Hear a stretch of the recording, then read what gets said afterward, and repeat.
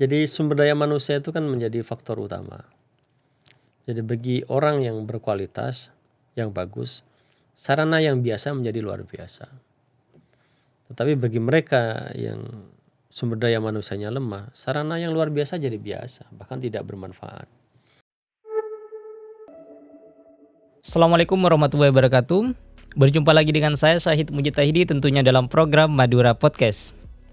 Kali ini kita akan bahas soal tantangan anak-anak terhadap AI.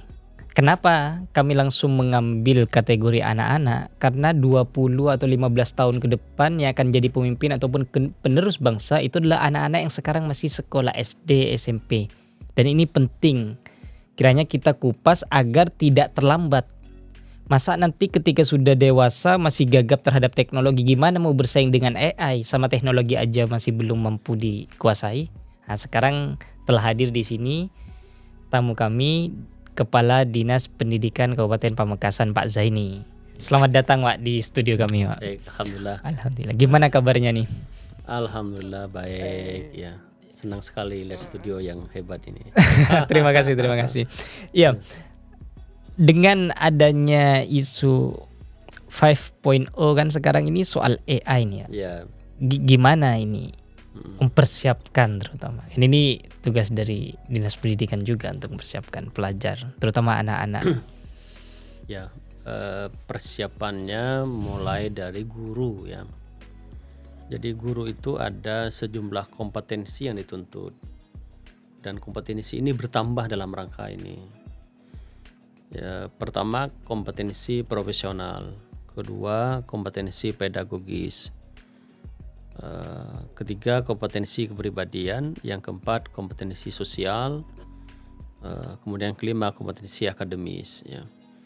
Nah, bagaimana guru bisa mengajar dengan baik itu kompetensi pedagogis.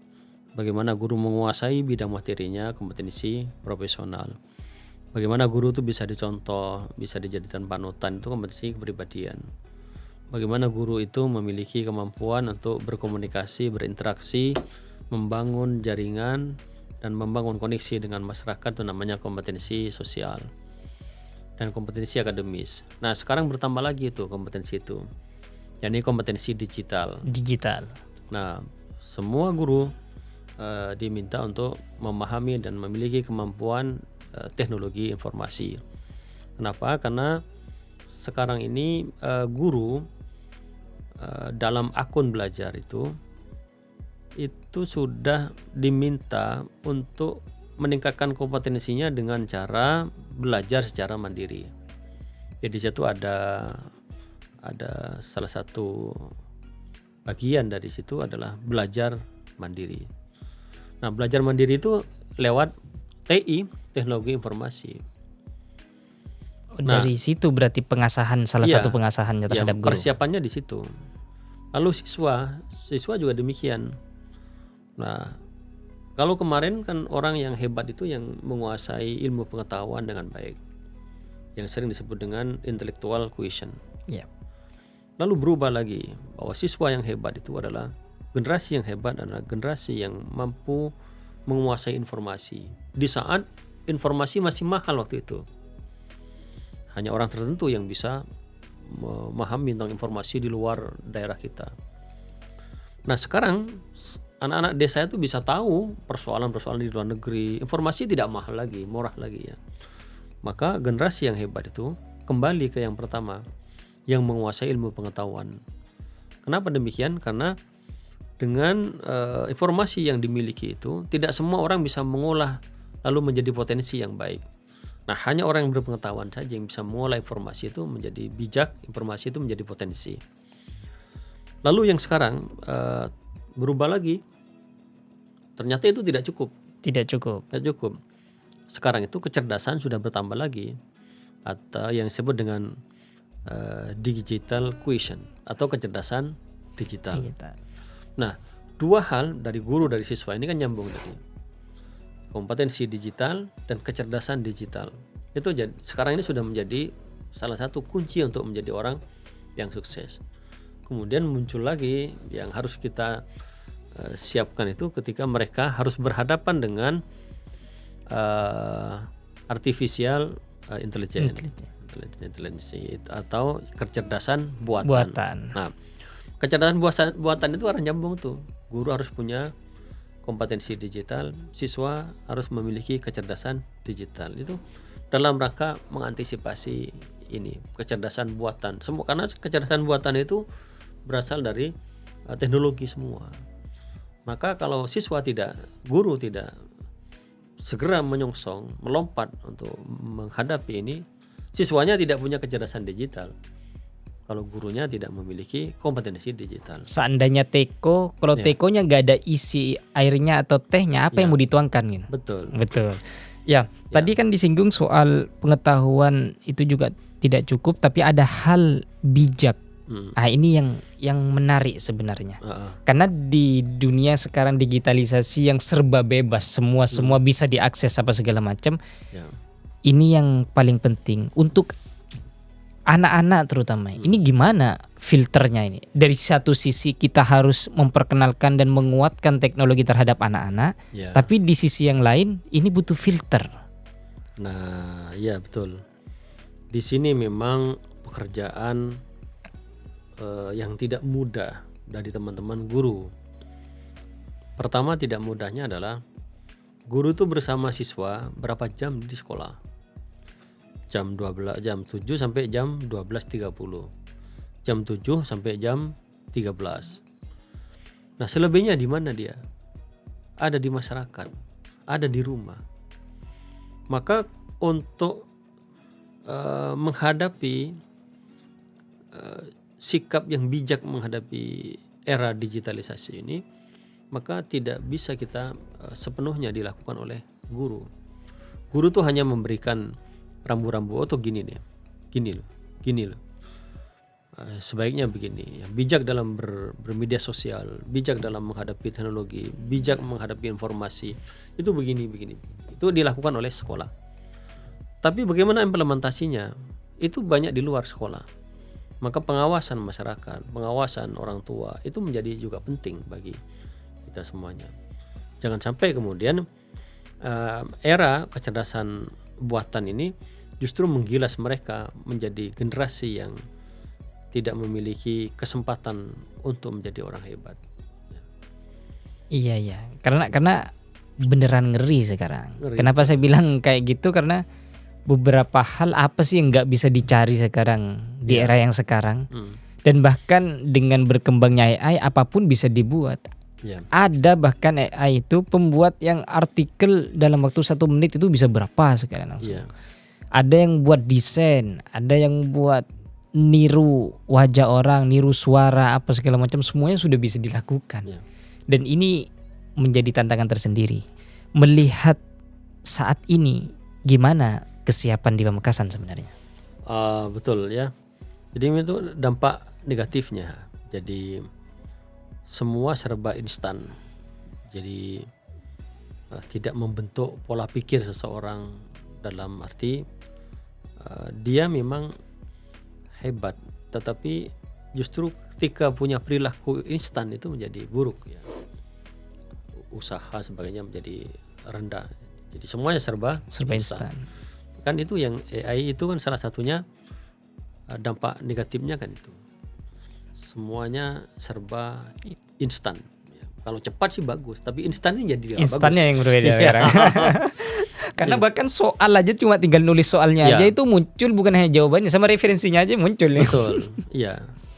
Nah, kesiapan kita ya di Pamekasan. Pertama, persiapan dari sisi sarana prasarana.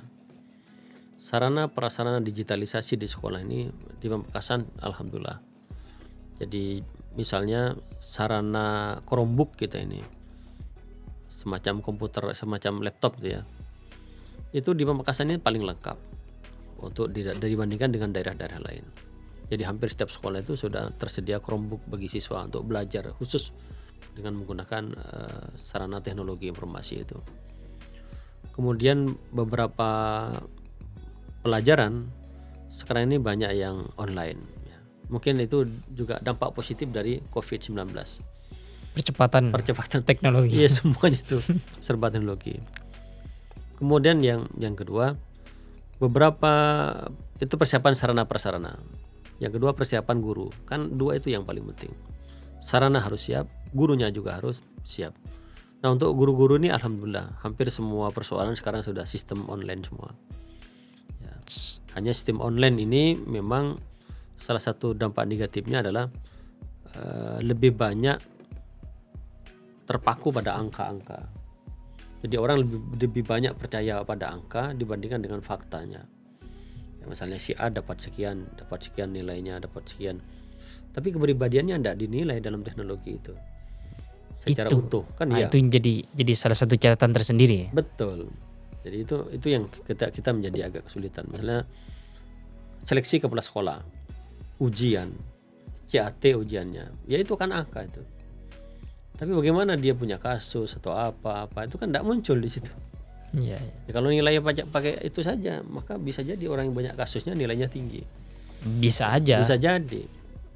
Jadi ini salah satu juga aspek kelemahan.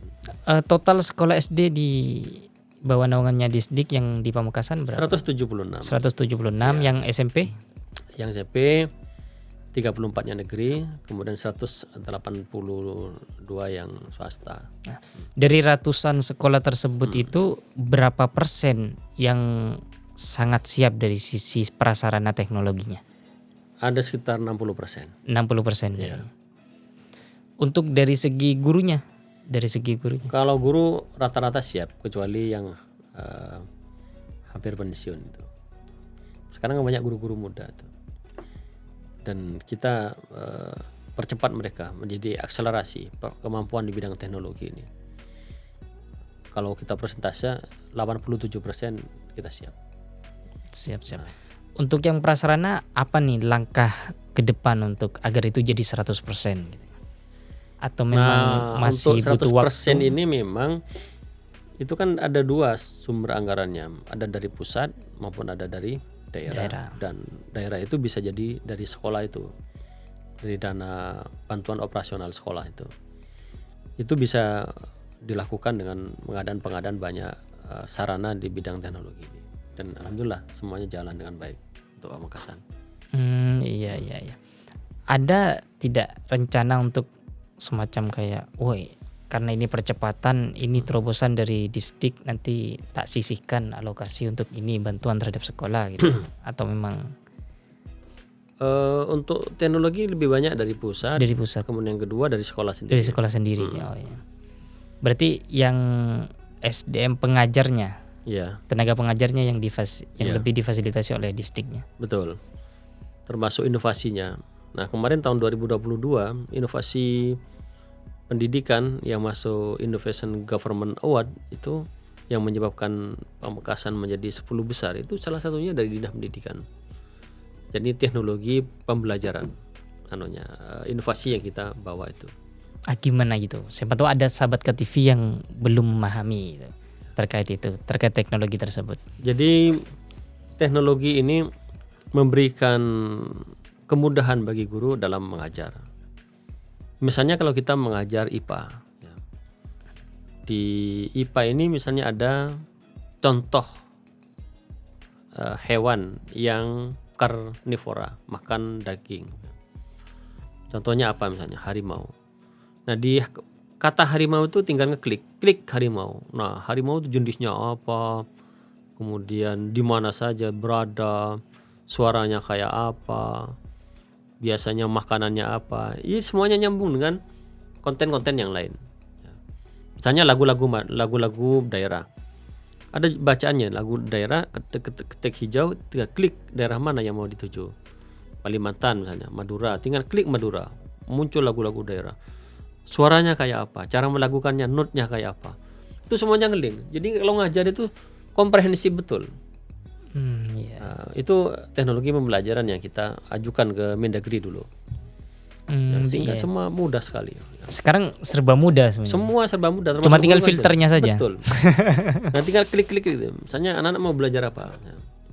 Belajar desain rumah. Oh, tinggal klik. Oh, gini loh. Tinggal gambar sendiri. Semuanya mudah semua.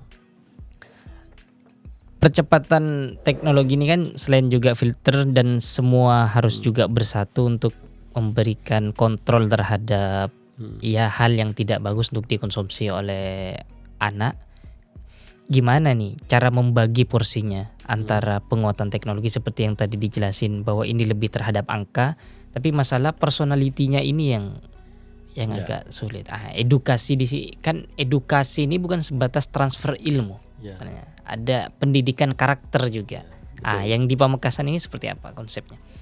Konsep kita tentu mengikuti konsep nasional karena kita punya kurikulum nasional. Di kurikulum nasional itu arahnya atau sering disebut dengan kurikulum merdeka ya. Di IKM implementasi kurikulum merdeka itu arahnya kepada siswa. Artinya apapun yang dilakukan oleh guru, oleh kepala sekolah, oleh siapapun di bidang pendidikan itu harus memiliki korelasi positif terhadap peningkatan kualitas siswa. Kalau enggak usah dilakukan gitu. Nah, siswa yang bagaimana yang diharapkan? Siswa yang memiliki profil pelajar Pancasila, yang beriman, bertakwa kepada Tuhan Yang Maha Esa, kemudian kebinekaan global, yang mandiri, yang kreatif, yang bergotong royong dan sebagainya. Itu adalah profil pelajar Pancasila yang diharapkan terbentuk dari semua proses pendidikan itu.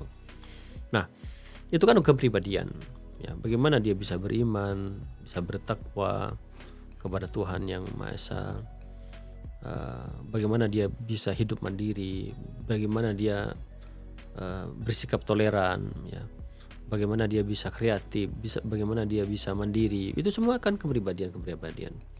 Nah, kepribadian ini yang diharapkan terbentuk pada siswa yang itu didampingi oleh guru-guru. Nah, kalau ilmunya ya itu tadi dengan teknologi bisa gampang. Tetapi bagaimana membentuk kepribadian ketika menghadapi teknologi itu dengan bijak, ini yang sangat dibutuhkan. Nah, Pamekasan kayak apa? Nah, Pamekasan ini pengembangan dari kurikulum nasional itu, misalnya untuk SMP kita lakukan pembelajaran baca kitab kuning.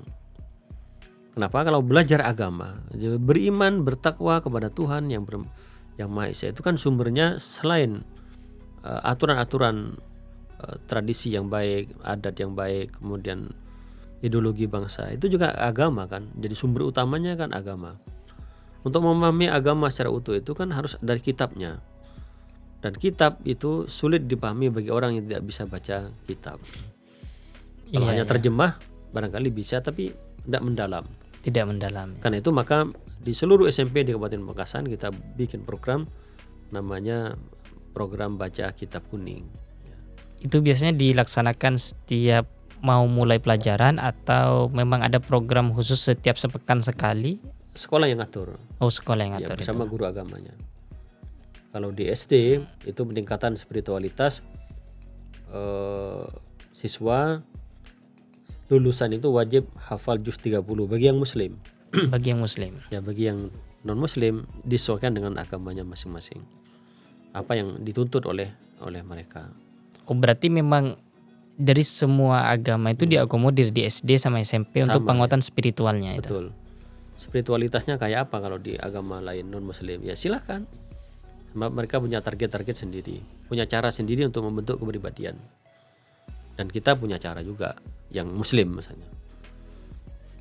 Didekatkan dengan kitab sucinya, didekatkan dengan bahasa agamanya. Kitab sucinya mulai di SD, bahasa agamanya di SMP, bahasa Arab. Iya. Saya tertarik tadi yang soal kitab kuning itu. Itu diatur oleh masing-masing SMP, itu masuk dalam ekstrakurikulernya atau masuk dalam mata kuliahnya atau kurikuler. Ada? Oh, ekstrakurikuler. Jadi kurikuler. Kalau ekstra itu kan di luar jam pelajaran. Iya, di luar jam. Oh, itu di pelajaran ada. Iya, di pelajaran agama itu kan. Oh, dimasukkan di situ. Di pelajaran agama. Menjadi bagian dari peningkatan kualitas di bidang keagamaan dengan metode pembelajaran bahasa Arab. Iya. Kalau yang tingkat PAUD sudah diperkenalkan nggak? Kalau PAUD ini kan lebih banyak mereka melihat sesuatu yang baik untuk membedakan mana yang baik, mana yang tidak. Itu arahnya kan ke sana kalau Iya. oh ini baik, oh ini kurang baik. Sampai mereka membuat kesimpulan mana sih yang baik, mana yang baik. Kemudian yang kedua, mereka mencintai kebaikan. Setelah mengetahui, diharapkan mereka mencintai kebaikan itu dan membenci keburukan.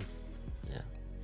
Setelah mencintai, dia punya keinginan untuk meniru kebaikan dan meninggalkan ketidakbaikan. Nah, setelah meniru, yang terakhir dia melakukan kebaikan dan mencegah ketidakbaikan. Itu arahnya di TK ke sana. Oh, berarti dorongannya ke sana. Iya, untuk kepribadian. Dalam pandangan Pak Zaini itu penting nggak teknologi sudah dimasukkan di tataran di Saya kira jenjang penting pendidikan? sekali pengenalan. Model-model pembelajaran yang berbasis teknologi itu justru disenangi oleh siswa. Misalnya cerita-cerita kan tinggal klik tuh. Ceritanya muncul bergambar itu. Kemudian nyanyi-nyanyi kan muncul juga di layar. Karena sekarang banyak anak-anak yang juga sulit lepas pakai HP. Iya. Karena ada ini sedikit cerita bahwa orang tua biasanya bukan saya langsung menyalahkan.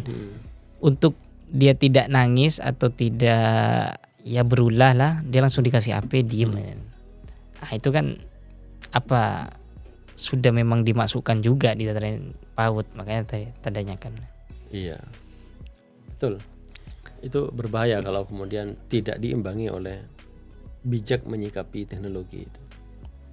Betul sekali. Karena memang sejak dini sekarang anak kecil sekarang sudah akrab dengan smartphone. Ya, kalau di awal sudah dibentengi kayak yang saya sampaikan tadi, mereka bisa membedakan mana yang baik, mana yang tidak baik, yang kurang baik.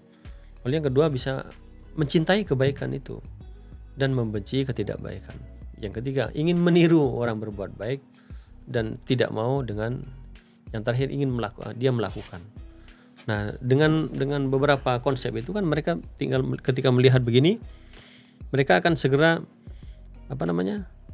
segera melihat ya. Oh, ini yang baik, oh ini yang tidak baik. Oh, ini dari bimbingan guru-guru itu. Mulai dari dini kita ajarkan begitu. Betul. Dari beberapa kesiapan tersebut yang dilakukan, ada nggak master plan memang di tahun sekian ini harus sudah matang dan siap semua untuk menghadapi hal itu? Di Renstra Pendidikan ada. Oh, Kita kan punya Renstra Pendidikan. Arahnya jelas. bukan bikin sendiri untuk target tersendiri untuk kabupaten Ya, kita Pamekasan. Renstra kan buat sendiri. Seperti apa itu yang Ya, misalnya targetnya tahun 2045, tahun keemasan ini siswa sudah seperti ini. Tahun 2020 mereka sudah melek teknologi. 2022 mereka sudah menguasai teknologi. 2025 mereka sudah bisa merancang teknologi itu. Arahnya. Kemudian selanjutnya dia bisa mengendalikan teknologi itu menjadi sesuatu yang bermanfaat bagi kehidupan mereka. Jadi tidak lagi kita dikendalikan oleh teknologi, tapi kita sudah bisa mengendalikan itu semua. Berarti di Pamekasan juga sebenarnya mendesak untuk segera rampung sarana prasarana terutama yang untuk 100% itu. Betul. Tapi orang yang hebat itu kan tidak menunggu sarana lengkap. Ya. Gimana ini? Iya. Memang ada tipikal orang ini kalau mau masuk rumah ini memang ada yang bisa buka sendiri pintunya, ada yang harus dibukakan sedikit, ada yang harus dibukakan semua. Ya. Nah, terkait tadi itu pernyataan yang tadi gimana nih maksudnya implementasinya? Jadi sumber daya manusia itu kan menjadi faktor utama. Jadi bagi orang yang berkualitas, yang bagus, sarana yang biasa menjadi luar biasa. Tetapi bagi mereka yang sumber daya manusianya lemah, sarana yang luar biasa jadi biasa, bahkan tidak bermanfaat. Bergantung dari bagaimana manusianya itu mengelola sarana yang ada. Sarana yang biasa-biasa sedikit itu, tapi kita hebat mengelolanya, bisa menjadi lompatan yang besar. Jadi kita guru-guru kita harapkan bahwa dengan sarana yang terbatas maupun sarana yang lengkap menjadi tidak ada bedanya untuk membentuk siswa menjadi kreatif, menjadi siswa yang berbhinneka tunggal ika, siswa yang mandiri, siswa yang kreatif, siswa yang berketuhanan dan sebagainya, bergotong royong. sebagaimana profil belajar Pancasila itu. Tapi diakui ataupun tidak, itu dibutuhkan, tapi Sangat dibutuhkan. sangat dibutuhkan. Iya. Dan itu diupayakan untuk dipenuhi oleh semuanya Iya. di stakeholder di pendidikan. Insya Allah. Insya Allah. Ya, sebelum ditutup, apa nih yang ingin disampaikan pesan, karena ini berhubungan dengan anak tadi Ya. pembukanya, Ya. pesan terhadap orang tua terkait menghadapi tantangan-tantangan seperti ini, peran-peran yang harus dilakukan oleh orang tua. Bahwa dunia ini berubah. Karena dunia berubah, tuntutannya juga berubah. Maka kompetensi yang dimiliki harus ikut berubah, mengikuti perkembangan dunia, perkembangan tuntutan. Maka kita harus mengubah juga standar kompetensi kita, jangan sama. Karena itu peran orang tua di sini sangat penting. Karena yang pertama yang punya ekspektasi tinggi terhadap anak itu ya orang tua. Yang kedua yang memiliki pemahaman utuh tentang anak itu ya orang tua. Yang ketiga, waktu bersama itu anak itu ya orang tua. Dan nanti yang akan meneruskan perjuangan orang tua ya anak. Karena maka orang tua ini yang paling penting untuk kita edukasi. Dan itu masuk dalam program di Dinas Pendidikan untuk juga ikut serta mengajak orang tua bersama-sama untuk mengedukasi Ya anak. kan 3 pilar itu. Pilar pertama adalah orang tua, kedua masyarakat, ketiga satuan pendidikan. Nggak bisa lepas itu. Tidak bisa lepas Iya. Karena Iya. siswa ada di 3 tempat ini. di 3 tempat itu. Iya. Kalau enggak di sekolah, dia di rumah. Kalau enggak di rumah, dia di masyarakat. masyarakat, Iya. ya. Gimana lagi coba? Itu sahabat KTV, bahwa ini sangat penting bagi orang tua agar ikut serta berpartisipasi dalam mengedukasi, mengontrol dan membimbing anak. Iya. Karena bagaimanapun anak ini yang akan menjadi penerus nanti orang tuanya. Betul. Nah, itu yang sangat penting yang bisa diambil pelajaran dalam obrolan kali ini bersama Pak Zaini. Ya. Terima kasih Pak Zaini sudah mau mampir ke studio kami. Sama-sama. Dan mungkin di lain waktu juga dengan pembahasan yang berbeda juga bisa sering-sering mampir ke sini juga. Insya Allah. Insya Allah, siap. Ternyata saya baru tahu bahwa hebatnya. Siap, terima kasih. Ya, itu saja sahabat KTV. Saya Syahid Mujitahidi undur diri. Wassalamualaikum warahmatullahi wabarakatuh. Assalamualaikum.